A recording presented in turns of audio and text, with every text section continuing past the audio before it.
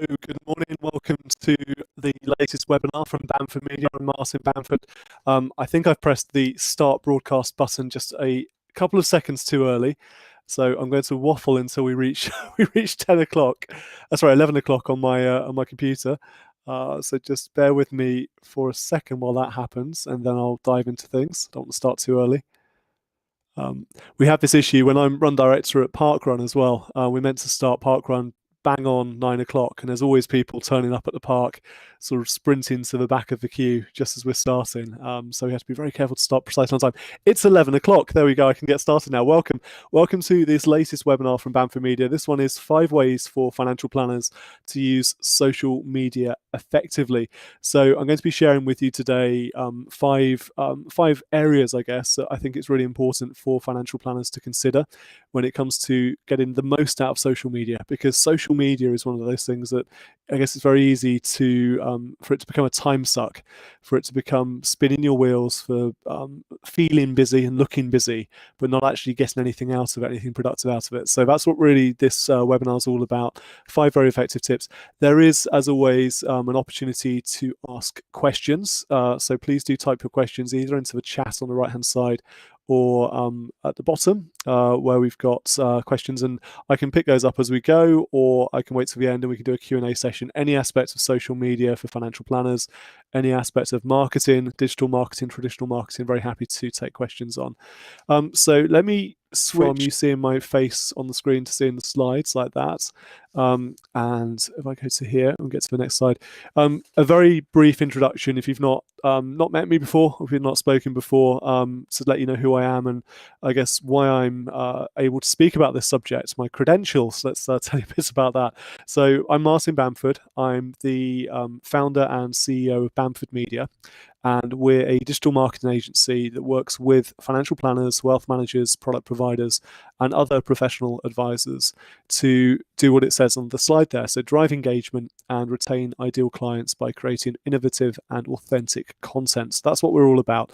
I'm a chartered financial planner. So as well as running this digital marketing agency, I'm a practicing financial planner, and I own a firm of chartered financial planners also here in Cranley and also in Petersfield in Hampshire. That's Informed Choice. So I'm a chartered financial planner. I'm a fellow of the Personal Finance Society. I've been a financial planner now for 17 years. And as well as the client work I do, my passion really is for the marketing side of things. And that's what led to the creation of Bamford Media and the creation of a separate business. In terms of social media and my experience with social media, I am something of a prolific social media user. I think I tread that fine line between... oh, sorry, Noel is saying he can't hear me. Can anyone else who's watching just pop into the chat for me, please? Let me know if you can hear me. Matt says he can hear fine. Noel, I'm going to type back there because he won't be able to hear me saying no. Hopefully he'll see the message from Matt and work out he needs to switch the configuration on his end. So sorry, I tread that fine line between a prolific social media user and an addict.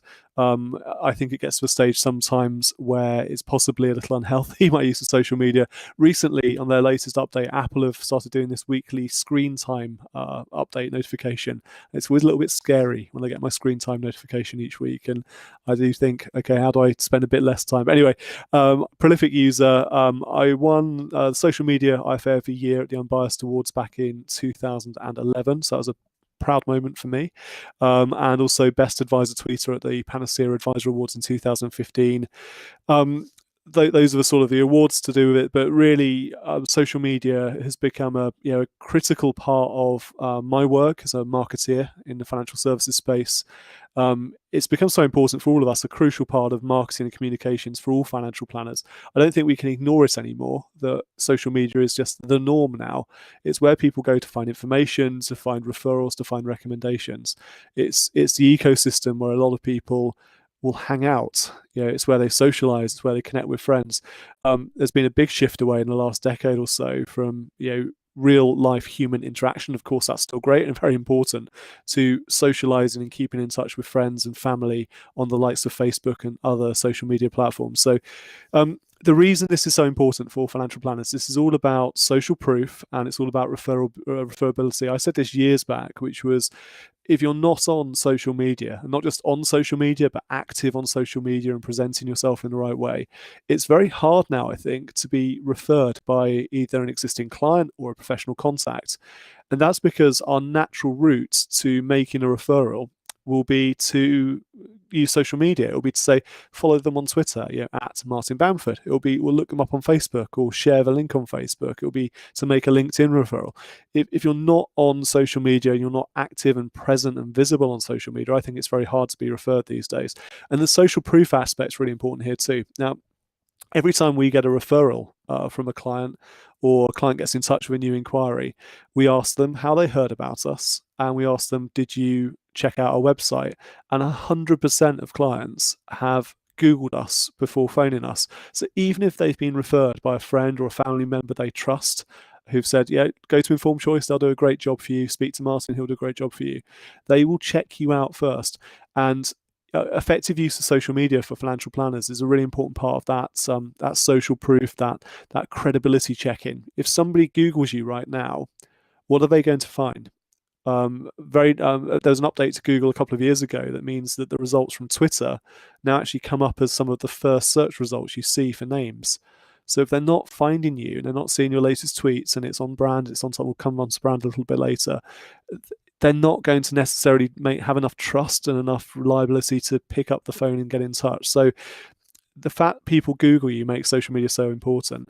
And I've said already, how will that existing client or that professional contact refer you? It won't be a phone number written down on a scrap of paper and handed over. That's the 90s. We're 2019 now. It's very different. It is now about social media. So what are we going to cover in this webinar? I've come up with 5 different areas I think are really important for financial planners to use social media effectively. As I've said, there will be an opportunity for questions at the end as well. But if you think of any as we go, just pop them into the chat, pop them into the open questions box at the bottom. The 5 areas I'm going to cover then in the next half an hour or so: strategy, branding, content, consistency, and review. This is all about 2 things, really. Firstly, it's about getting results. There's no sense at all in using social media unless you get some results from it, and you get results which are a reasonable level of results compared to the time and the money you invest in the social media activity. And the other thing is the time and the efficiency of using social media. It can be a real time suck using social media. You can spend your life on Twitter, on Facebook, on Instagram, on LinkedIn. Unless that time is worth the investment, the time investment, it's not worth doing. And there are some ways to make it much more efficient to use all these social media platforms. So strategy, the purpose, why are you doing it? What's the point in it? Branding, I'm going to explain that, like it or not, you have a brand. And I know a lot of people take offense to that notion, but I'll explain why. Content. Is this about tweeting photographs of what you had for lunch, or is it something more meaningful? And actually the answer is it's something more meaningful. So I'll share some ideas about content as well. And consistency, how to stick with it. You do have to be consistent when using social media, so that's really important. And then finally, review, what to measure and how to go about tweaking and improving your use of social media to get results as you go along. So let's dive in. We're going to start with strategy. There we go. So strategy. This is all about why are you doing it? And the motivation for using social media and the motivation behind all forms of marketing really will differ for different financial planners. And that's because we're all at different stages of our business. We've all got different growth ambitions. Some financial planners I speak to are relatively new, and it's all about client acquisition. It's all about bringing assets under management into the business, building recurring revenue. Some are established businesses, and really they're looking to replace clients they lose through natural wastage, so death, occasional resignation and moving to another firm, loss of money to some reason, or withdrawal of assets in retirement, which has become a big issue now, given we've got an aging population. Financial planners who have aged client banks who are in the withdrawal phase, the decumulation phase of their lives, are now thinking about how they start to bring in younger blood into their client books. So your strategy will vary. Social media, I think, can play a role regardless of the stage your business is at. and regardless of what your marketing strategy is. So if it's all about an established business with existing clients, and you're not looking to bring in loads of new clients, but you are wanting to preserve those relationships and solidify them to protect those clients against the competition, which is an important factor these days, especially with rising competition from online services who might try and undercut you in the future. So social media there is all about maintenance of that existing client bank. It's about education. It's about building trust. So there's a purpose for it there. If you're new and growing, it's absolutely essential. It's about finding, it's about prospecting, it's about making people aware of what you do and why you're the best person for doing it. And it's about generating prospective client leads as well. So this is all about keeping your prospective clients and your existing clients informed and up to date and aware of you. It's about keeping front of mind at all times. So if somebody thinks, I need a financial planner in Cranley, they think, I'm going to speak to Informed Choice. That's the natural connection you want to make. You want it to be a subconscious connection. You don't even think, why did I think I want to go and see Informed Choice because I need a financial planner in Cranley? They think it because of everything you've been doing, and you've just been constantly reinforcing that message subconsciously in their minds the whole time. So I often say this, set smart goals. Don't just blindly wade into the use of social media. Set yourself some goals, and SMART is specific, measurable, achievable, realistic, and time-bound. So sketch it out. This doesn't have to be complex. This isn't a sort of a 40-page report trying to work out exactly what you're going to do in each platform. Single side of A4. Why am I doing this? What are my goals? What am I trying to achieve with my use of social media? Secondly, I think about what your audience looks like. And in previous webinars, I've spoken about drawing up a client avatar. And this is very much about describing the nature of your ideal client. And again, it can just be a one-page sheet, their age, their sex, their wealth level, where they live, what their qualities are, what their concerns are. You capture it, because the more specific you get about who your ideal client is, your prospective client is, the easier it becomes to identify them, to speak to them directly, to share messages that resonate with that ideal audience. And then finally, platform selection. And I think there is a bit of a misnomer when it comes to social media that you need to be omnipresent. You need to be everywhere. There are, at last count, 300, 400, 500 different social media platforms that you could have an account on, you could have a presence on. And of course, that's not manageable. Even for a firm that's got dedicated marketing resource, you shouldn't expect to be on more than a handful of core platforms. Now, in my experience, for financial planners, and this is why I've put the icons on the screen here, the main ones you need to have a presence on and be active on and get the best results from are these four. Actually, three. The first three, the fourth one, which we'll come to in a second, I think can play an important role, but it's not really being utilized. But the first three then, so Twitter, Facebook, and LinkedIn. I think as a financial planner, you should have an individual and a company profile on all three of those social network platforms. That is where your prospective clients are for the majority of financial planners. If we're looking at this sort of retired demographic, the post-war baby boom generation who've got all the wealth in this country, who are entering the decumulation phase of their lives, this is where they're likely to be. If you're targeting a younger client demographic who are in the wealth accumulation phase of their life, I would probably mix that platform selection up a little bit. But this is where there's a real misconception that older clients in their 70s, maybe their 80s, are not on social media, are not on those platforms I've just mentioned. And that's nonsense, quite frankly. They might not be active, they may not be visible on those platforms, but they use them religiously. They lurk on them, particularly Facebook. Facebook is the one I think is so misunderstood when it comes to older clients. They use Facebook to stay in touch with their family, to see photos of the grandchildren, to use the messenger function. They are using these platforms. They use Twitter an awful lot. They use Twitter to stay in touch with what's happening in their local community, to get news updates. You may not see them actively posting or actively tweeting, but they are definitely there. And some research about a year ago showed that on Facebook, the fastest growing user group demographic were the over 50s. This isn't all about the kids. Actually, the kids are not using these platforms anymore. When I speak to a sort of younger generation, my eldest daughter is 12, turning 13 this year, and I talk about Facebook and I talk about Twitter. She sort of laughs at me knowingly and thinks, "Oh, Dad, you're not in touch with the kids anymore, are you?" These are not any longer the platforms for the younger generations. These are actually core platforms now for the older generations. The fourth one on there is Instagram. And I think that's probably a secondary platform for financial planners in most cases. but it does play a role. And I think Instagram can work really well. I'll come on to talk about content in a minute, but Instagram can work really well for sharing behind the scenes type content. What goes into the making of the financial plan and the running of your business and the relationships you have with clients. And that works really well also if you have any interest in photography and the sort of more visual side of social media.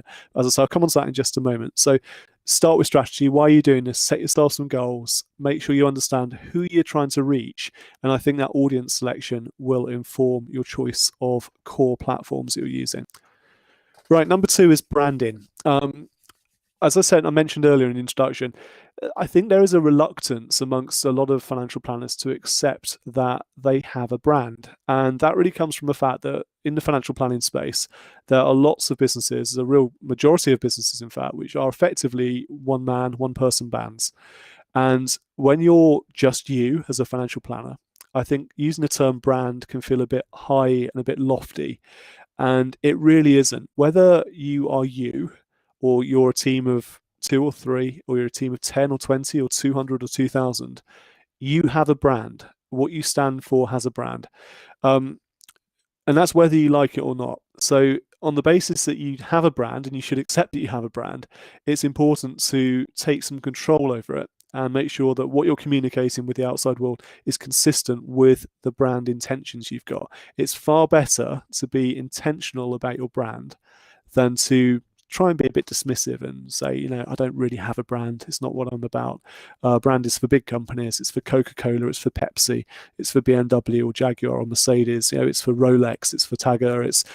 Brand is whether you are a one-person band or you are a big business. Everyone has a brand and every business has a brand. So on that basis, I think it's really important to understand what you stand for and then make sure in your use of social media, you're communicating that very, very clearly. Matt Warner's just asked a great question. What do you use to create your quote boxes? I'm coming on to that, Matt. So I'll save that for just a moment. What you stand for and the way you capture your brand, I think, is in a number of different ways. One, this is very important, is your logo. It's not the only thing, but it's part of it. So what your logo says, what it represents is really key. The colors you use, there's a great bit of work around the psychology of brand colors. So again, be very intentional about the colors you use. Bamford Media, we're using orange and blue, and we've been very intentional about those. Informed Choice, as you can see on that quote card there, we're using green and grey. And again, we were very intentional in the selection of those brand colors. We looked at the brand colors and logos for all of our competitors and possible competitors within a 20-mile radius of here. We put them all on a huge sheet of paper, and we saw this sea of blue. And we saw a bit of red in there as well. But blue, because financial advisors have blue brands, of course. So we looked into the psychology of colors. We had some external consultation with this, and we came up with green and grey to capture what we stand for. And these colors are representative of different emotions that we feel when we see them, of different feelings. They evoke memories. They evoke all sorts of things. So be selective. So your logo, your colors, your typeface. There's a whole thing around the psychology of typeface when it comes to branding. So again, be intentional and be consistent with your typeface. The typeface we use for Informed Choice is Garamond, and we use that for a reason. We use it across everything we do. The typeface I use for Bamford Media is Lieber Baskerville, and I use that for a reason in everything I do at Bamford Media. So consistency is really important here. And then things like your tone of voice and the images you use. And I've said there on the slide, social is very visual, and obviously words come into play here as well. But the images you use, they say a picture or picture can paint 1,000 words. Use of images, use of the right images on social media is really important. I've said before in a previous webinar, steer away from the very cliched stock images that you see time and time again when it comes to money. Sort of the people shaking hands, the old person sitting at the bench on the seaside, that sort of thing. Be selective. But certainly make use of some really powerful images to get your message across. I've got a preferred website for that to find royalty-free images for free, and it's called Unsplash. Does a great job. But yeah, find your royalty-free images, build a bit of a library of them, use them consistently, make sure they're of a similar style. That's really important too. Matt asked a great question. What do you use to create your quote boxes? So what you see on this, the slide here is what we call a quote card. Every time I'm going to mention in the trade or national press, I create one of these quote cards, and we create them in canva.com, canva.com. And Canva has a great range of templates which are pre-sized for different social media platforms. So this is their Twitter quote card template. And we went in, we customized it with our color, our font, our logo, my photo. And it takes me a minute to drop in a selected quote out of a bit of media, a bit of press, drop it into the quote card, export it as a PNG file or a JPEG file, and then share it on social media. And because it's set up as a template, that's a very quick job, but it's really powerful. I take the view that every time I mention in the press, whether it's trade or national or local, people are not going to see that unless they just happen to read that particular newspaper, that particular article. So it's down to me to reinforce the message and get it out there to a wider audience as possible. So quote in the national press or trade press, quote card created in Canva, and then that goes on to Twitter, LinkedIn, Facebook, Instagram, and it's shared multiple times, so not just once. A very, very simple thing to do. You don't have to have a national or a trade press mention to create these. If you have an opinion on something, then you can create a quote card with a little comments on it. If you've written a blog about something, take a line out of the blog post and put it into a quote card and share it on social media. We are visual animals as humans, so take advantage of that when you're using the social media and get visual. The other aspect of brand I think it's important to talk about when it comes to social media use is your voice. Developing your own style, your own approach. Being authentic, I think, is really key. One of the three sort of brand qualities for Bamford Media is authenticity. And I think being yourself, we're in a world where everyone's quite scared to be themselves, particularly on social media, because you don't want to be criticized for anything. You don't want to say something that's going to make people angry. And you should never go out there intentionally trying to upset people, but be true to yourself. Come up with your own unique voice, because we're all individuals, as they'd say in The Life of Brian. Be yourself, be authentic to yourself. And that really does start to come across when you're using social media. I think that means letting people in a little bit into your own life as well. So not just being the sort of the stooge, corporate, stand up, what are you about? What do you believe in? What are you passionate about? Share stuff about your family, about your social life, about what you do outside of work. People by people, as I often say and have said in these webinars before. So social media is a fantastic opportunity to really express who you are as a person, why people should know and like and trust you, rather than this very sort of faceless brand. So make it about you. So that's some thoughts on branding. The next one, content. So I think when it comes to social media use, there's a couple of ways of getting attention really on social media. Firstly, you can create and you can share your own content. But secondly, and I think this is a bit that's often overlooked with social media use, you can engage with content from other people, whether that's commenting on something, liking with it, sharing it, or what we call curating. So taking content from elsewhere that you feel is relevant and important and putting your own spin on it, sharing a comment with it. So I think there is no sense in being on social media and being a social media user as a financial planner unless you're regularly sharing, creating, updating content. You can have a profile on Twitter, you can have one on Facebook and LinkedIn, but if you're not updating that, no one's going to see it. And if they do see it and it's that far out of date, I think there's big questions to ask. So you need to regularly add your own content, you need to regularly share and engage with other content. Really apply what I call the week-old test. Look across your social media platforms where you've got accounts registered. When was the last time you posted something on there? If it was more than a week ago, I think you need to make a decision. And the decision is, what's my strategy for making sure this stays regularly updated, or do I need to maintain a profile on this network?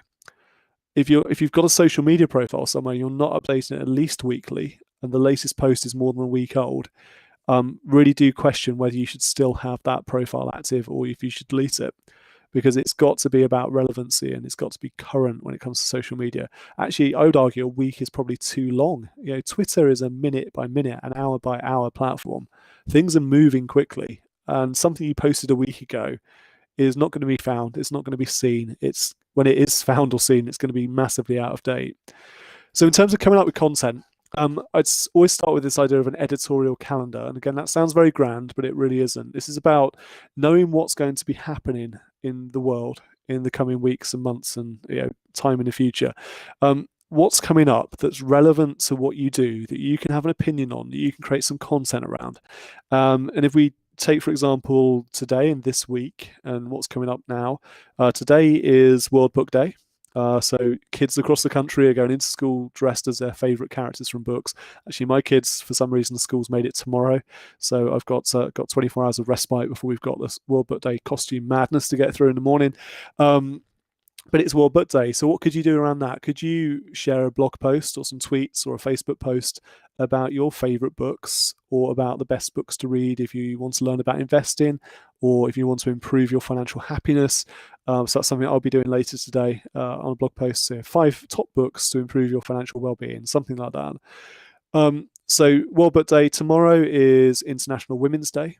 So could you celebrate your female clients or your female colleagues?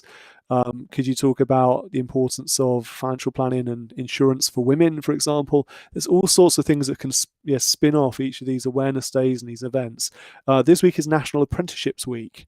So as part of our podcast for Informed Choice this week, I've recorded an interview with an apprenticeship manager. Next week, not much is going on next week. It's the spring statement. There's a meaningful vote on Brexit. If you think a little bit about what's coming up and think about what its relevance is to what you do, you can very quickly and effectively build this basic editorial calendar and start planning ahead for your content so you don't run out of ideas. There are always ideas, things to tweet about, things to write about, things to make content about in the financial planning space. That should never be a concern. I've said it on the previous page, we're very visual animals, so making social media use as visual as possible, using relevant images, whether that's images you create yourself, take photos around your office or when you go out to see clients, or royalty-free images you can download for free from various websites, Unsplash, Pexels, pixels.com, etc. Don't underestimate the power of video content and live content as well. So, that could be something you film with your smartphone. We've all got these now. We've all got iPhones, or we've got some Android devices, the Galaxies and things. These are powerful film studios. You go back 10, 15, 20 years, you would have had to have spent thousands of pounds possibly to get the same level of HD video recording, sound recording, editing capability. You've got it in your pocket right now, so use this to create video content. Facebook Live, Instagram Live, YouTube Live, you've got all these opportunities now to go live, even if it's just for 5 minutes, and just share an opinion on something topical, what you think about it, unpack it, explain it for your clients, put your own spin on it, and reinforce your brand with them. And then webinars like this. I don't see many financial planners doing this sort of webinar content with their clients or prospective clients, but this is a great opportunity to share a bit of your personality, your knowledge, your know-how, and to engage with clients. Bullet point number 3 on that slide is repurpose. And I think this is a really effective way of using social media. If you do something once, and I'm a big believer in this, don't just leave it at that. Make sure you repackage it and repurpose it and use it across multiple different platforms. So I mentioned, previous example on previous slide, a press comment, for me, gets repurposed as a quote card. It will get repurposed as something I talk about on a podcast episode, as a blog I might write, as an article for LinkedIn. So there's always an opportunity in everything you do, not to come up with something new and fresh every time, but to repurpose something existing and turn it into a different format. And also making sure whatever you repurpose and reformat has real value for the client and the particular platform you're using. So the type of cards you use and the size of quote cards you use on Facebook are different to those on Twitter. So get it right for that particular platform. So Drew has asked a great question there. Webinars, blogs, podcasts, does the client really have the time to take that level of output? Yes, not every client, clearly, and I wouldn't expect one of my clients to read every blog, to listen to every podcast, to watch every video, to read and follow my social media, and that's not really what it's about here, Drew. This is about making sure you're prolific enough in your output, and not, as I said, not necessarily fresh, brand new output every time, but prolific enough in your output that they do have an opportunity to find the one that suits them. So for some of my clients, they are avid podcast listeners because that suits their lifestyle. They will listen to our podcast when they're out walking a dog, or they're commuting to work, or they're at the gym. Some prefer to just read once a week one of our blogs. When they get our weekly email, they'll go into our blog and read their favorite blog posts. Some will consume absolutely everything we do. I do worry a little bit they might be stalkers, but it varies. Unless you're putting things out and you're putting your content out in different formats, you're not really giving your clients, your existing clients and prospective clients, the opportunity to find the one that suits them, to find the platform that suits them. Some of our clients are on Facebook and don't use Twitter, and vice versa. Some on Twitter don't use Facebook. So you have to go where your clients are. You have to put your content out there in a format that really suits them. And then finally, engagement. As I mentioned earlier, it's not necessarily just about creating your own content, but engaging with other content. So Gary Vaynerchuk, who is a social media legend from New York, has a strategy he calls his $1.80 strategy when it comes to engagement with content on social media. And basically this means leaving his 2 cents, his opinion, on 9 different posts across 10 different hashtags. So 180 different or 90 different bits of content, his 2 cents on each of them, hence the $1.80 strategy. And that's a really good way to engage. If you go onto Instagram, for example, you can look for content in your local area. So you can do a search. I've got it here, search on up here. You can go to places near current location. You can click on your village. You can look at the top posts in your village, and this will come up now. And here you go. You find 9 of them. Leave an interesting comment. You don't try and sell your services or be pushy or anything, but just leave an interesting comment, raise your brand a little bit. If local marketing is what's important to you, do that once a week. It takes 5 minutes and you've engaged already with a huge amount of different people, different prospective clients, even people who may be able to refer you to someone else. So I think engagement as well as creating your own content is key. Okay, just a few more to go through. So consistency. There's no such thing in any aspect of business or marketing, and especially social media, as an overnight success. It takes time, and it takes time not just in terms of setting something up and just walking away and coming back a year later and thinking, why hasn't that worked? But time in terms of doing it consistently, regularly, on a frequent basis. I think it takes months or even years to build a decent profile on social media, to build a decent following on social media. I've been on Twitter now for, I want to say, 11 years, using it frequently. I can tell you how many tweets I've posted, and I'm probably going to scare myself when I see this in a minute. I'm not even at 11,000 followers on that yet, and that's taken that long. I've posted 44,500 tweets in that time. I joined in May 2008. It takes time. Don't expect this to happen overnight, but keep going. If you're consistent and you're sharing useful and informative and educational content, and interesting content, and you're doing it on a frequent basis, and you're doing it consistently over time, this will get you results. Whatever your strategy was, whether that's engagement with new clients, finding prospective client leads, educating and reinforcing relationships with existing clients, generating referrals, you will get the results if you're consistent, if you're frequent. So frequency, there's a big question around how often you should post. So I'm going to stop in there because Matt's just put a fantastic comment on here, which I think goes to illustrate my point. So thank you for that, Matt.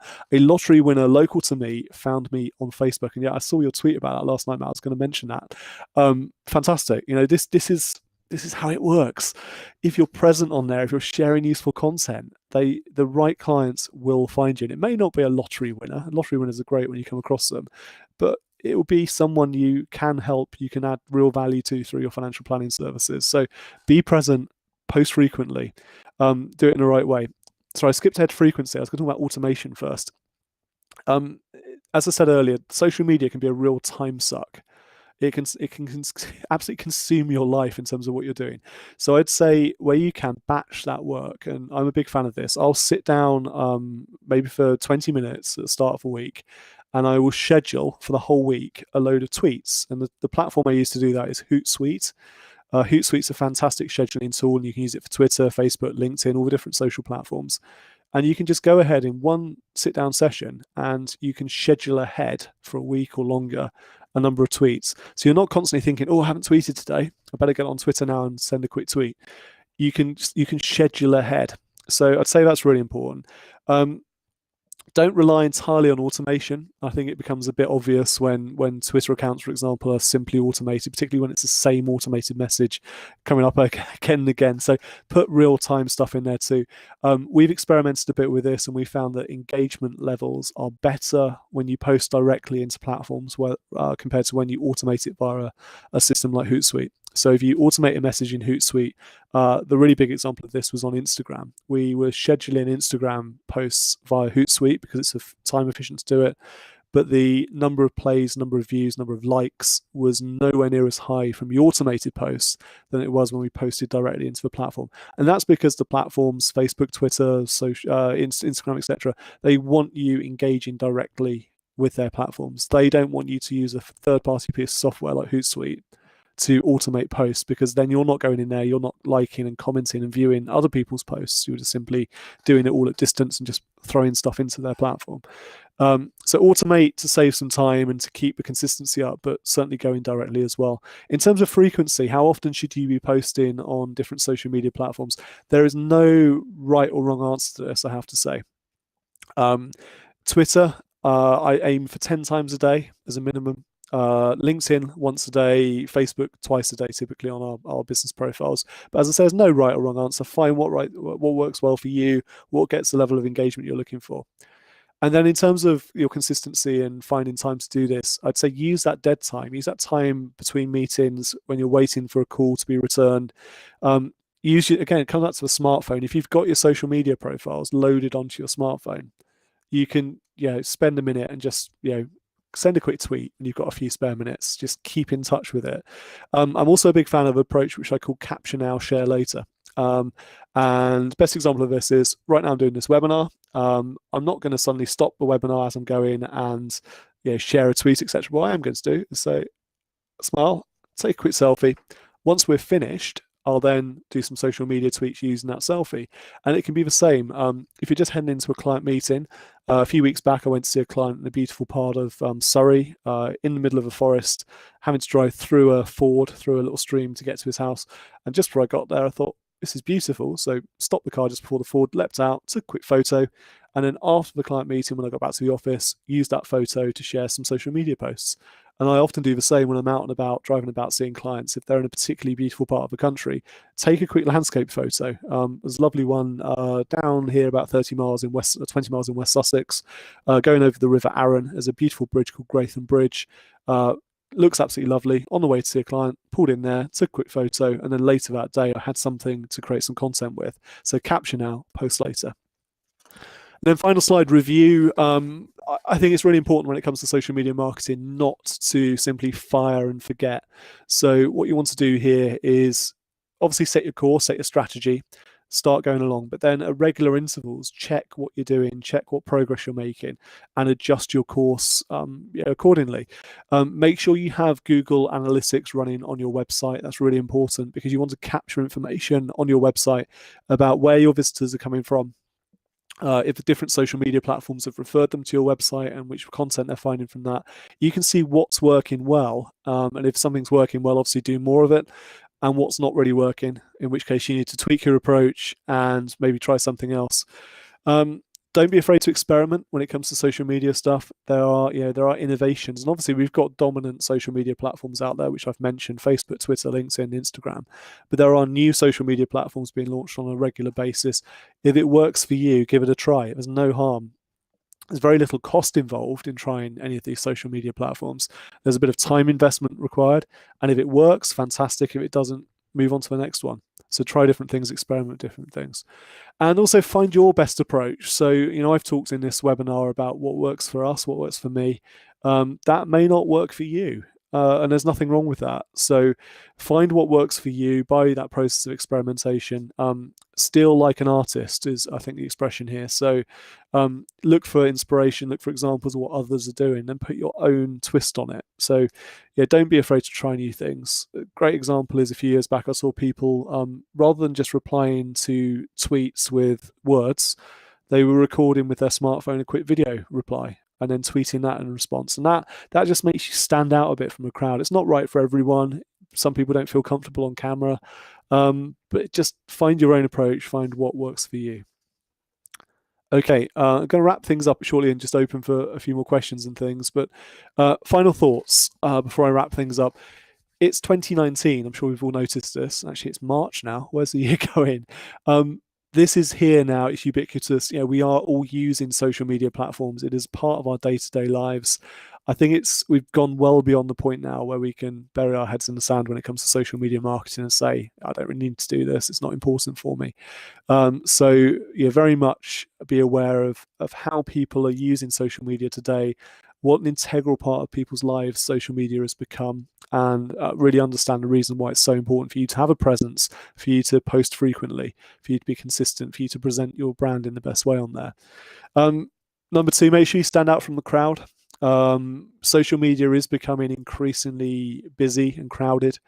So you do need to be a little bit different in order for people to actually see your content, to engage with your content, to encourage them to sort of take notice of it.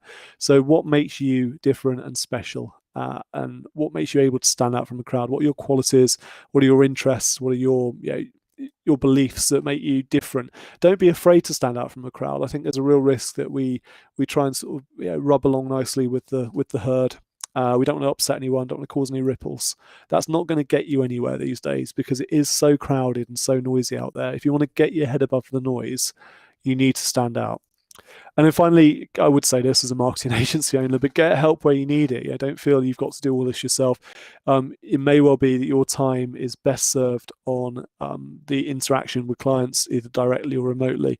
And actually things like social media marketing, you can get help. You can still do your own bits as well, but you have a baseline ticking along in the background, which is really important.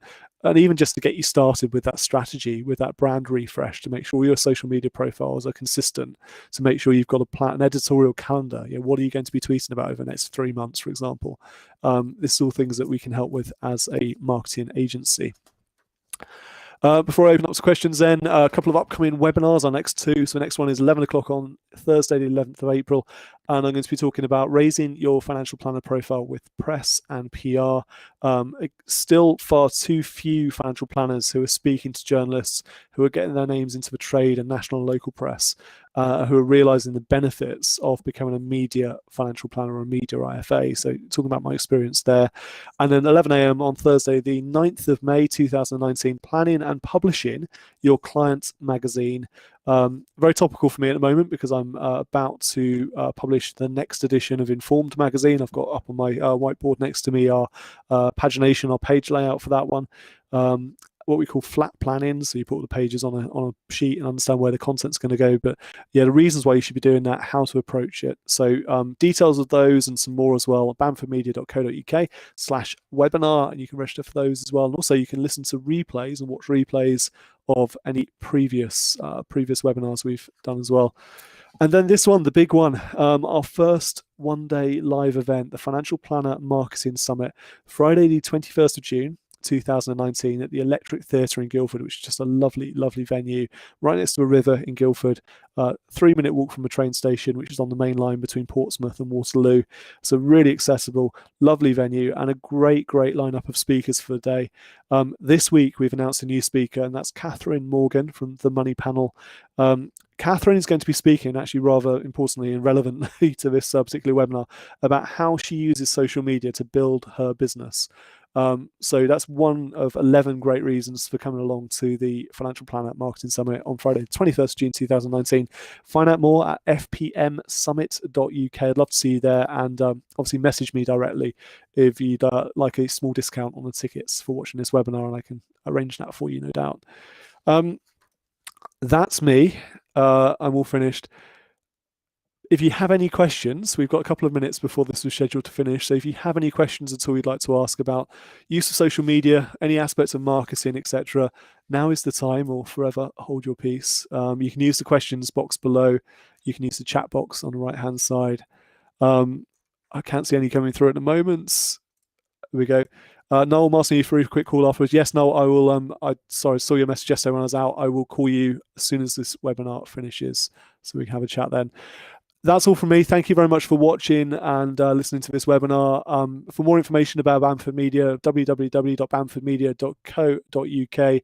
You can call on 01483 901 472 or email hello@bamfordmedia.co.uk.